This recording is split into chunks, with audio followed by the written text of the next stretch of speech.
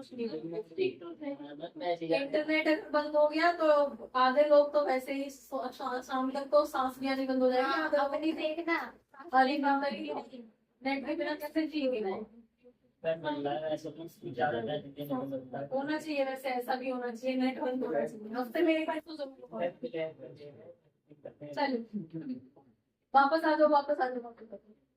हाँ जी चलिए, हाँ जी क्या किया था हमने, क्या कर रहे हैं हम, यूनियन बजट। और यूनियन बजट के अंदर बता दो फटाफट से, एक क्विक रिकैप फटाफट बता दो।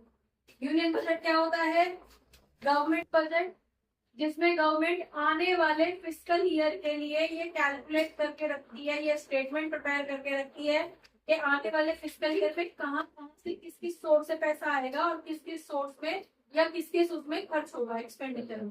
तो यहाँ पे मेनली हम दो कंपोनेंट पढ़ते हैं, रिसीट और क्या एक्सपेंडिचर। ठीक है, रिसीट के लिए हमारे पास क्या क्या था, अगेन हमारे पास हम यहीं पे कर रहे हैं, रिसीट के लिए हमारे पास दो वो थी, रिसीट और एक्सपेंडिचर हमारे पास दो थे।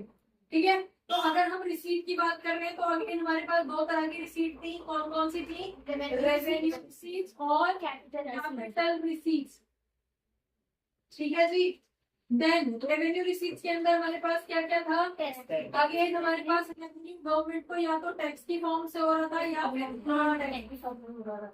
राइट, इसको भी हमने दो फॉर्म में क्लासिफाई किया था, क्या क्या, डायरेक्ट हमारे पास, ठीक है, और एक हमारे पास इनडायरेक्ट टैक्स था। बहुत सारी वैल्यूज, बहुत सारी चीजें हमने इसके अंदर पढ़ी थी। 1 मार्क्स के अंदर जो आपके एमसी वो वाले एक नंबर वाले क्वेश्चन आते हैं, ट्रू फॉल्स फिलअप्स, ये सारी जो भी आती हैं उनमें से इसमें से बहुत सारी चीजें आती हैं।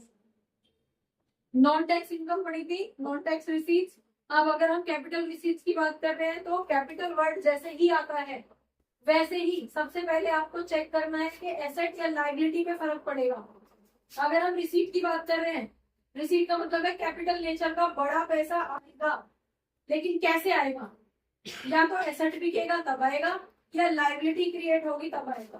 तो यहाँ पे हमारे पास क्या है, या तो एसेट डाउन होगा या लायबिलिटी इंक्रीज होगी तब जाके कैपिटल रिसीट आएगा। या तो हम लोन लेंगे कंट्री, किसी दूसरी कंट्री से, वर्ल्ड बैंक से, या फिर हम अपनी किसी भी सरकारी चीज को प्राइवेटाइज कर देंगे, बेच देंगे, कुछ भी करना होगा। राइट, चलिए एक्सपेंडिचर साइड में आ जाओ। एक्सपेंडिचर भी हमारे दो तरह के थे, कौन से, रेवेन्यू एक्सपेंडिचर और कैपिटल एक्सपेंडिचर। तो अगर हम एक्सपेंडिचर की बात कर रहे हैं, खर्चे रेवेन्यू नेचर के, मतलब ना कैपिटल ना लायबिलिटी पे कोई फर्क पड़ेगा ना एसेट पे कोई फर्क पड़ेगा। खर्चा हो रहा है, एक्सपेंडिचर, खर्च हो रहा है पैसा, गवर्नमेंट का मोटा पैसा खर्च हो रहा है, बट स्टिल ना तो एसेट क्रिएट हो रहा ना लायबिलिटी पे ऑफ हो रही है। लायबिलिटी भी ऐसे कैसी रखी है और एसेट भी नहीं बन रहा कोई नया, फिर भी हर महीने रूटीन में खर्च हो रहा है। ठीक है जी, दूसरी तरफ अगर ये हमारे एग्जांपल्स क्या थे इसके, पेंशन, सैलरी वगैरह वगैरह वगैरह जो एम्प्लॉइज की जाती है। कैपिटल वो क्या थे, एक्सपेंडिचर, एक बड़ा पैसा खर्च हो रहा है लेकिन या तो कोई एसेट क्रिएट हो रहा है या कोई लायबिलिटी घट गई, लायबिलिटी लोन चुका दिया, लायबिलिटी घट गई, या कोई एसेट बना दिया, कोई हॉस्पिटल, ब्रिज, कॉलेज वगैरह, कुछ भी, रोडवेज, हाईवेज, फ्लाईओवर, जो भी बना। राइट, तो एनी हाउ आपके कैपिटल पे फर्क पड़ेगा, तब यहाँ पे आप कैपिटल नेचर के अंदर उसको डाल। समझ में आ गया, क्लियर है। चलो ये तो हमने यहाँ तक किया था। अब जब तक ये रेवेन्यू हमारे पास ज्यादा था, ये रिसीट साइड ज्यादा थी, एक्सपेंडिचर कम थे, तो हमारे लिए अच्छा होता है। कोई भी इकोनॉमी जिसके अंदर इनकम ज्यादा है खर्चे कम है, तो वो इकोनॉमी इकोनॉमी है, वो तो और ग्रो करेगी। राइट, इक्वल है तब भी कोई दिक्कत नहीं है, जितनी इनकम है उतने खर्चे फोरकास्ट कर लिए, चल जाएगा काम, दूसरों से मांगने नहीं पड़ेंगे। दिक्कत तब आएगी एक्सपेंडिचर ज्यादा है और रेवेन्यू कम है, जो कि हमारी कंट्री में हमेशा होता है। ठीक है, कभी एक बार इंडिपेंडेंस से पहले हमारी जो इकोनॉमी थी वो पॉजिटिव हुई थी, वो इंडियन डेवलपमेंट के अंदर पढ़ेंगे। ठीक है, आईडी के अंदर पढ़ेंगे। अभी फिलहाल ये समझ लो कि अभी एक भी बार उसके अलावा आज तक हमारी इकोनॉमी कभी भी पॉजिटिव सर्कस में रही ही नहीं हुआ। तो यहाँ से निकल के आता है एक नया वर्ड जिसको हम डेफिसिट कहते हैं, जहाँ पे हमारी एक्सपेंडिचर कम है और इनकम ज्यादा है। सॉरी, इनकम कम है, रिसीट कम है, खर्चे ज्यादा है, राइट। तो ये डेफिसिट जो है हमारा मेनली 3 तरह का होता है। फर्स्ट डेफिसिट आपने पढ़ा था रेवेन्यू डेफिसिट। रेवेन्यू जो आप अकाउंट्स में रेवेन्यू करते हो, रेवेन्यू मतलब इनकम, तो उस इनकम वर्ड पे मत जाओ, इकोनॉमिक्स पढ़ रहे हो। रेवेन्यू का मतलब है जो चीज रूटीन में होती है। रिसीट है तो रूटीन में होने वाली रिसीट, और एक्सपेंडिचर है तो रूटीन में होने वाला एक्सपेंडिचर। तो रेवेन्यू का मतलब रूटीन होता है इकोनॉमिक्स के अंदर, प्रॉफिट नहीं होता, ये याद रखना, ठीक है। क्योंकि कई बार यहाँ पे रेवेन्यू वर्ड प्रॉफिट से कोरिलेट कर लेते हो, बोलते हो समझ में नहीं आ रहा, ठीक है जी, क्लियर। तो रेवेन्यू जो हमारे पास रेवेन्यू डेफिसिट आया था जिसको हमने आरडी बोला था, क्या था फॉर्मूला, इनिशियल डेफिसिट है। इनिशियल डेफिसिट मतलब मैनेजेबल, मैनेज किया जा सकता है अगर गवर्नमेंट थोड़ा ढंग से प्लान कर चीजों को करे, ठीक है। जितने भी ये रूटीन वाली चीजें, तो रूटीन में कितनी इनकम हो रही है, टैक्स के थ्रू पैसा आ रहा है, नॉन टैक्स के थ्रू पैसा आ रहा है, बहुत सारी चीजों से गवर्नमेंट को रेवेन्यू हो रहा है, खर्चा भी हो रहा है, राइट। तो अगर उसी इनकम में से अपने खर्चों को बैलेंस करने की कोशिश करें तो हम रेवेन्यू डेफिसिट से निकल सकते हैं, राइट। तो यहाँ पे फॉर्मूला क्या था, आर डी इक्वल्स टू क्या था, revenue expenditure minus revenue received, ये हमारा फॉर्मूला बन के निकला, ठीक है भाई। चलिए दूसरी तरफ, इसके बाद अगर ये मैनेज नहीं हो पाया, गवर्नमेंट इसको अपने ही लेवल पे मैनेज नहीं कर पाई, तो गवर्नमेंट के पास क्या क्रिएट हो जाएगा, फिस्कल डेफिसिट क्रिएट हो जाएगा। ये सब अपने लास्ट क्लास के अंदर कर लिया था, ये पूरा एक स्क्रीनशॉट है आपके पूरे चैप्टर का, ठीक है जी। फिस्कल डेफिसिट के नाम पे हमारे पास, हम फिस्कल की बात कर रहे हैं, इसका मतलब अभी तक तो रेवेन्यू पे बात चल रही थी, लेकिन अब टोटल में इफेक्ट आ गया डेफिसिट रेवेन्यू नेचर का अगर मैनेज नहीं हो पाया। लाइक अभी तक बात क्या चल रही थी, दो फ्रेंड्स के अंदर हो गई है हाथापाई, अभी तक आपस में ही चल रहा था, ठीक है, तू निकल बाहर से देखता हूँ, डन। उसी मोमेंट आराम से आप लोगों ने सेटल कर लिया होता तो यहीं पे बात रुक जाती, लेकिन अब हुआ क्या है, बात पहुंच गई है पेरेंट्स तक, टीचर्स तक पहुंच गई है, अब टीचर्स आ गए हैं बीच में, ठीक है। मतलब कि आपका जो डेफिसिट था, आपके जो ग्रजेस थे वो कहाँ तक चले गए, अपर लेवल तक चले गए। तो सिमिलरली यहाँ पे बात चली गई, मेरे भी घर वालों तक पहुंच गई, उसके भी घर वालों तक पहुंच गई, राइट। अब दोनों के घर वालों का प्रेशर आ रहा है बच्चों पे, अब बच्चों के पास कोई सोल्यूशन बचेगा नहीं, किसी भी तरह से उन्हें पैचअप करना पड़ेगा, राइट। तो ये जो डेफिसिट है, अब पैचअप करने के अगेन हमारे पास बहुत सारे अलग अलग कंसिक्वेंसेस हो जाएंगे, सेम हम इकोनॉमी पे अप्लाई कर रहे हैं यहाँ पे। अब इफेक्ट रेवेन्यू रूटीन के अलावा टोटल तक पहुंच चुका है डेफिसिट। तो अब कैपिटल नेचर का भी डेफिसिट यहाँ पे नजर आ रहा है, और कैपिटल नेचर का डेफिसिट बड़ा होता है, जिसका सीधा सीधा इफेक्ट या तो एसेट पे पड़ता है या लाइबिलिटी पे पड़ता है, भाई। तो एसेट या लाइबिलिटी यहाँ पे इफेक्ट होने लगी है, मतलब कि पूरा पूरा 3 फॉर्मूले हमारे यहाँ से निकल के आए थे। कौन कौन से निकल के आए थे, आपका फिस्कल डेफिसिट इक्वल्स टू क्या, total expenditure minus total receives, एक फॉर्मूला तो ये था। दूसरा फॉर्मूला इसका क्या, क्योंकि टोटल टोटल क्या था, टोटल एक्सपेंडिचर का मतलब क्या है, revenue expenditure plus capital expenditure, और यहाँ पे क्या था, revenue receipt plus capital receipt. तो हमारे पास दूसरा फॉर्मूला जो निकल के आया था, वहां से आर डी, अगर हम रेवेन्यू एक्सपेंडिचर में से रेवेन्यू रिसीट को माइनस करते हैं तो आर डी निकल के आ जाता है, बाकी का बचा क्या यहाँ पे, प्लस हमारे पास रेवेन्यू को इधर हो गए, तो capital expenditure minus capital receipt, ये बचा, ये नेक्स्ट फॉर्मूला हो गया।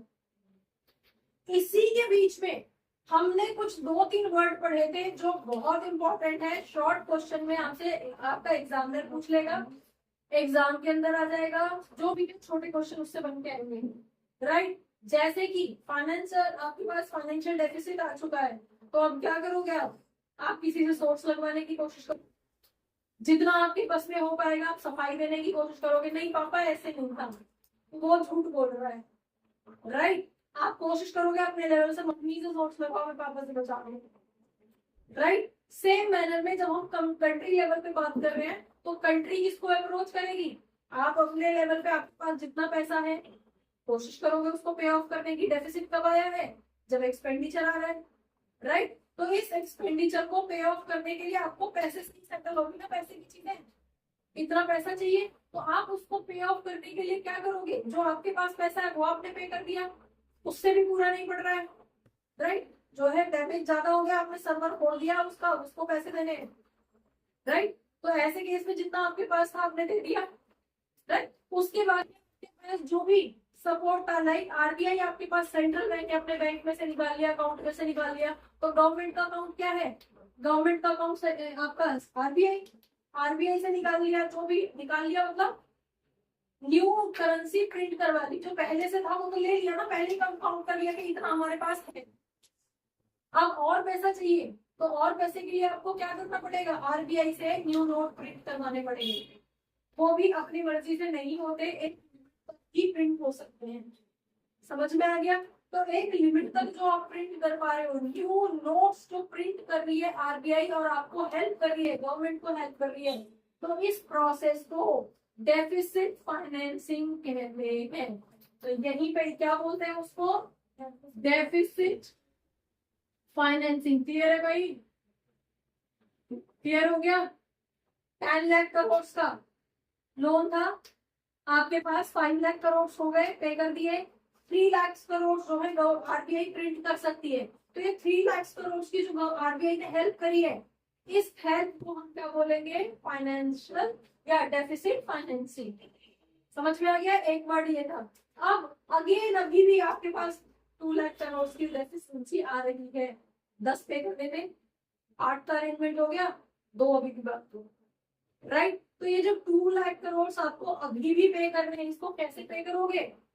अब आपको भाई लेनी ही पड़ेगी, पंचायत बिठाओगे क्योंकि वो तो मान ही नहीं रहा। उसको आप 5 लाख रुपए दे दिए, और 3 लाख रुपए प्रिंट करके दे दिए, अभी भी वो तैयार बैठा है 2 लाख के लिए, तो अब क्या करोगे? अब आपको किसी से हेल्प लेनी पड़ेगी। सेम कंट्री हेल्प लेगी किससे? कंट्री वर्ल्ड बैंक से लोन लेगी या किसी से भी दूसरी कंट्री से हेल्प लेगी। हमारी कंट्री का बैंक किसी दूसरी कंट्री के बैंक से लेगा क्योंकि पेमेंट तो उसको करनी है, राइट। तो यहाँ पे जितना पैसा अब बोरो किया जा रहा है, अब फाइनली देखो घर की बात थी, घर में सुलट गई, आपका 8 लाख का सेटलमेंट हो गया घर के अंदर ही, कंट्री के अंदर अंदर ही। बाहर वालों तक कितने का मैसेज जा रहा है? 2 लाख, ठीक है, 2 लाख करोड़ का ओनली। तो आपकी वो बोरोइंग जो रहेगी, तो फिस्कल डेफिसिट आप क्या बताओगे? अरे कुछ भी नहीं था, बच्चे थे आपस में लड़ लिया। अब जो 2 लाख रुपए आप पे कर रहे हो सिर्फ वो, क्योंकि वो तो आपने बाहर वाले से लिए, तो वो तो बताना पड़ेगा कि भाई फिस्कल से डेफिसिट था हमारा 2 लाख रुपए का, इसमें झगड़ा हुआ 2 लाख रुपए भरने पड़े। आप ये नहीं बताओगे 10 लाख भरने पड़े, कितना बताओगे? सिंपल कि जो आप बाहर से मांग रहे हो, जो सबकी नजरों में है कि हाँ इतना तो हुआ। तो सिमिलरली कंट्री की भी तो इमेज बचानी पड़ती है, नहीं तो करेंसी के ऊपर प्रेशर आ जाएगा और बहुत सारे ग्रुप्स हैं जो प्रेशर बना देंगे, राइट। तो उसके लिए आपका क्या है? आपने जितना सेटलमेंट हो गया हो गया, अब जितना आप बाहर से मांग रहे हो उसको बोलेंगे बोरोइंग्स। समझ में आया? तो जब हमारे पास हमें जितना पैसा बोरो करना पड़ रहा है, सिर्फ उसी को ही फिस्कल डेफिसिट बोलेंगे। क्लियर हो गया? तो ये 3 फॉर्मूले आपके फिस्कल डेफिसिट के थे। डन? क्लियर है यहाँ तक? अब इसी बीच में एक और वर्ड आया था, डेट ट्रैप। डेट ट्रैप क्या था? बहुत सारी कंट्रीज से लोन ले रहे, राइट। आपने उससे मांग लिए, आपने उससे मांग लिए, फिर उनके पे करने हैं, फिर उनके पे करने हैं। ये तो क्राइसिस आया ही इसी वजह से था कि हम मैनेज नहीं कर पा रहे हैं। अगर हम मैनेज करने लायक होते, अपने खर्चे नहीं कर पा रहे, हम इसका इंटरेस्ट लोन कहाँ से पे करेंगे? तो हम तो फंसी जाएंगे, जैसे पाकिस्तान हो गया, श्रीलंका हो गया, ठीक है, फंस चुके हैं वो। तो वो डेट ट्रैप में फंस चुके हैं। हम लोग 1990 में डेट ट्रैप में क्यों नहीं फंसे? क्योंकि हमने ये सब करके, कुछ भी करके, डेफिसिट में थे लेकिन कुछ भी करके, चाहे हमने अपना गोल्ड दिया, चाहे हमने न्यू इकोनॉमिक पॉलिसी बनाई, चाहे जो भी किया, लेकिन अपनी कंट्री को ट्रैप में फंसने से बचा लिया था। समझ में आ गया? इसका डेफिसिट क्लियर है? अब हम आ जाते हैं नेक्स्ट, प्राइमरी डेफिसिट। तुम अपना वो चाहे अगर ये क्वेश्चन सॉल्व हो गया तो चाहे नहीं हुआ, सॉल्व नहीं हुआ। हाँ जी, प्राइमरी डेफिसिट। अब भाई सिचुएशन जो है हमारे हाथ से निकल चुकी है, ठीक है, थाने कोर्ट कचहरी जो होना था सब हो गया, अब जेल जाने से नहीं रोक पा रहे हैं हम। समझ में आ गया? यहाँ तक क्या था, आपस में झगड़ा हुआ था, यहीं पे अगर सुलट जाता तो वहां तक जाती नहीं नौबत। यहाँ आ गया, पेरेंट्स इन्वॉल्व हो गए आपस में, सारी पंचायत वगैरह सब बैठ गई, वो मान ही नहीं रहा है, सारे पैसे वैसे देने को लेके कोशिश भी कर ली जितने थे हमारे पास, नहीं कर पाए हम पूरे पैसे देने का अरेंजमेंट। इकोनॉमी कहाँ चली गई, वेंटिलेटर पे आ गई इकोनॉमी। ठीक है, अब इकोनॉमी को वापस रिवाइव करना किसी चमत्कार से कम नहीं है, यहाँ तक चीजें हमारे हाथ में थी। अब ये प्राइमरी डेफिसिट है, प्राइमरी डेफिसिट का मतलब है कि वो सिचुएशन आ चुकी है कि अब आपका जो इंटरेस्ट दे रहे हो ना में 10 लाख करोड़ था, 10 लाख करोड़ उसके पे करने थे उस पर्टिकुलर कंट्री के, राइट। अब हम एक सिचुएशन से समझ रहे हैं ये हमारी कंट्री डन, उसने एक कंट्री से के 10 लाख करोड़ जो है पे करने थे, इसको पे करने तो हमारे पास है नहीं भाई, कहाँ से करें? तो इसको पे करने के लिए हमने क्या है, जापान से लोन ले लिया कि भाई तू दे दे, 10 लाख करोड़ तो इसके हैं, प्लस अब ये 10 लाख करोड़ पे इंटरेस्ट नहीं लगेगा, राइट। अब इसकी जब मेच्योरिटी आ जाएगी फिर इसको पे करने के लिए चाहिएगा, राइट। तो ऐसे करते करते सोचो, फिर हमने सपोज चाइना से ले लिया इसकी पे, लेकिन ये 10 नहीं रहेगा, अब ये 12 लाख करोड़ हो जाएगा, प्लस इसका इंटरेस्ट हो जाएगा। फिर बढ़ते बढ़ते इसका पेमेंट करने के लिए हमने सपोज साउथ अफ्रीका से, जो भी है रशिया से, साउथ अफ्रीका से, और ऐसे करते करते हम कहीं ना कहीं डेट ट्रैप में फंसते चले गए हैं। वो 10 लाख वाली वैल्यू जो है आज 50 लाख की हो चुकी है, और जब 10 लाख वैल्यू थी और 50 लाख, जैसे जैसे डेट बढ़ता जा रहा है उतने रेटों पे तो नहीं मिलेगा, उतने सस्ते रेटों पे तो लोन नहीं देगा, क्योंकि रशिया अगर देगी, रशिया को ये दिखाई दे रहा है वो इसका नहीं दे पाया, इसका नहीं दे पाया, तो मेरे लिए तो और भी ज्यादा रिस्की है, नहीं दे पाएगा। तो सपोज यहाँ पे अगर 10% का इंटरेस्ट लग रहा था, तो यहाँ बढ़ते बढ़ते ये जो है कुछ भी नहीं तो 25% का इंटरेस्ट बना देगा, बोल देगा मैं देने को तो तैयार हूँ, प्लस 10 के 20 हो चुके हैं अब तक, 20 लाख करोड़ रुपए देने को तैयार हूँ, लेकिन इंटरेस्ट 25% का लगेगा, राइट। तो जब वो सिचुएशन आ जाए जहां पे इंटरेस्ट की वैल्यू मेन प्रिंसिपल लोन से ज्यादा हो जाए या बराबर हो जाए, कि 25 लाख का लोन है और इंटरेस्ट भी लगभग 25 लाख के बराबर ही है जो हर साल पे करना पड़ रहा है, वो वाली सिचुएशन आ सकती है। समझ में आ रहा है क्या बोल रही हूँ? वो सिचुएशन जहां पे जितना लोन है उसी के ऑलमोस्ट बराबर आपके महीने मतलब साल का इंटरेस्ट बन जाए, तो सोचो वो क्रिटिकल सिचुएशन। अगर हमारे पास 25 लाख रुपए पे करने हैं और 25 लाख रुपए ही लगभग इंटरेस्ट बन रहा है, तो हम कहाँ से पे करेंगे? कहाँ चली गई इकोनॉमी? अब वापस लाना पॉसिबल नहीं है। अब कोई ऐसा सोने का पहाड़ मिल जाए हमारी कंट्री के अंदर, राइट, तेल के कुएं मिल जाए, कुछ ऐसा चमत्कार हो जाए तो एक अलग बात है, अदरवाइज तो पॉसिबल नहीं। समझ में आ गया? तो ऐसी सिचुएशन जहां पे प्राइमरी डेफिसिट कितना होता है, फिस्कल डेफिसिट माइनस जितनी भी आपके इंटरेस्ट पेमेंट। इंटरेस्ट पेमेंट का मतलब क्या है, इंटरेस्ट कितना पे कर रहे हो। तो जहां पे फिस्कल डेफिसिट भी आप मान के चलो कि 25 लाख करोड़ का तो यही है, और हर साल की इंटरेस्ट पेमेंट भी लगभग 25 लाख करोड़ आ रही है, क्योंकि आप इतने 50 लोगों से मांग चुके हो, सबने इंटरेस्ट रेट बढ़ा बढ़ा के आपको दिया, राइट। तो ऐसे केस को, ऐसी सिचुएशन को प्राइमरी डेफिसिट कहते हो। माइंड में बिठा लो कि ये वेंटिलेटर वाली सिचुएशन है, यहाँ से हर कोई जिंदा वापस नहीं आता, बहुत ही रेयरेस्ट होते हैं तो यहाँ से जिंदा वापस निकल के आ जाते हैं।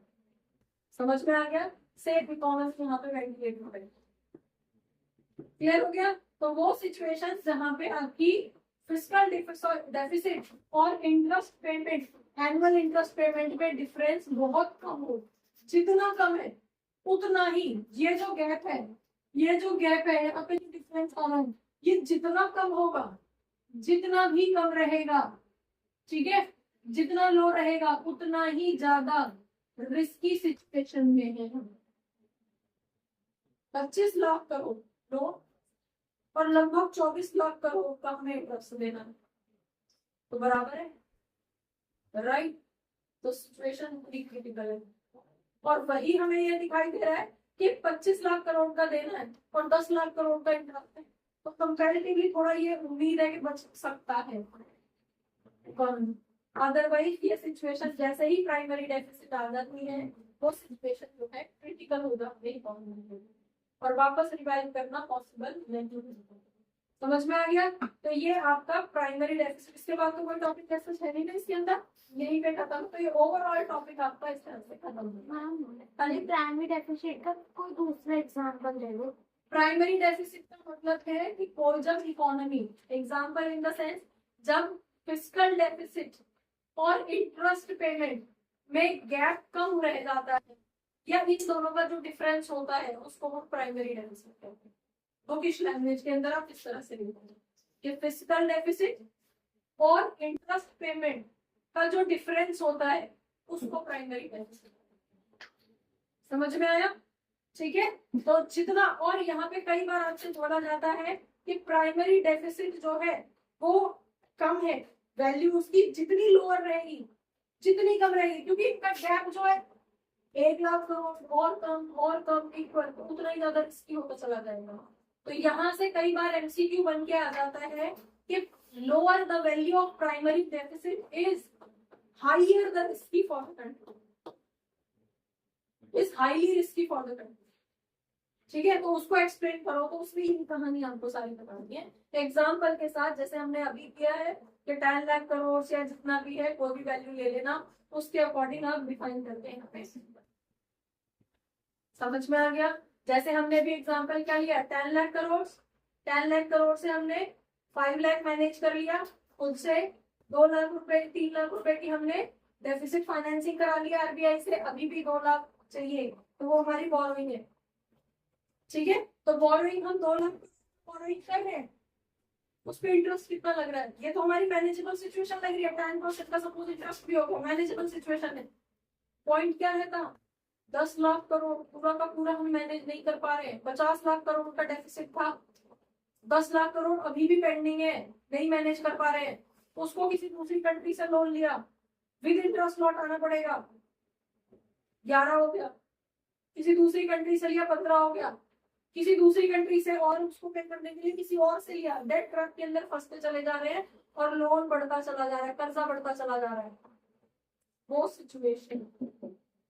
और बढ़ते बढ़ते एक टाइम में वो सिचुएशन आ जाएगा, कई बार होता है ना, यूजुअली यहाँ पे कोई रह रहा है आसपास में, उससे भी ले रही है 10,000 रुपए, उससे भी ले रही है, जब किसी एक दो से, इन जनरल कोरिलेट करने के लिए, एग्जाम में लिखने के लिए नहीं है।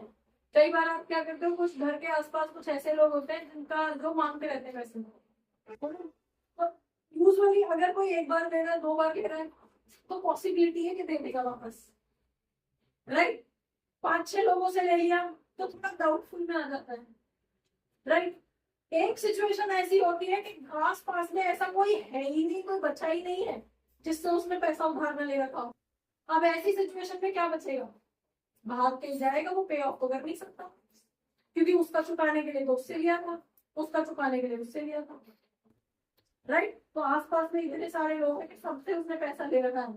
अब कोई सोल्यूशन है ही नहीं कि या तो कुछ एकदम से फिर अगेन वही कि गवर्नमेंट ने उसकी जो प्रॉपर्टी है वो एक्वायर कर ली और मुआवजा दे दिया, अब करोड़ों में खेल रहा है, तुम्हारे 10-20 हजार रुपए पकड़ो, तो ऐसा कोई चमत्कार नहीं, तो भाग के जाने के अलावा उसके पास कोई सोल्यूशन नहीं बचेगा। सेम यहाँ पे इकोनॉमी, पाकिस्तान के पास आज की डेट में और कोई सोल्यूशन बचा नहीं है, क्योंकि चाइना से बहुत पैसा लेता है। समझ में आ गया? ठीक है, तो दैट सिचुएशन जब फिक्स ये आपका फिस्कल डेफिसिट और इंटरेस्ट पेमेंट में, मतलब इन दोनों का जो डिफरेंस रहेगा वो हमारी प्राइमरी डेफिसिट। क्लियर है? हेलो बच्चों, होपफुली बहुत सारे डाउट्स इस क्लास से रिलेटेड, इस टॉपिक से रिलेटेड आपके क्लियर हुए होंगे इस क्लास को देखने के बाद में। अगर रियली आपके कुछ डाउट्स क्लियर हुए हैं, आपको ये क्लास अच्छी लगी है, तो आप इसको लाइक करिए, सब्सक्राइब करिए और अपने फ्रेंड्स के साथ शेयर करिए। Thank you for watching, keep learning.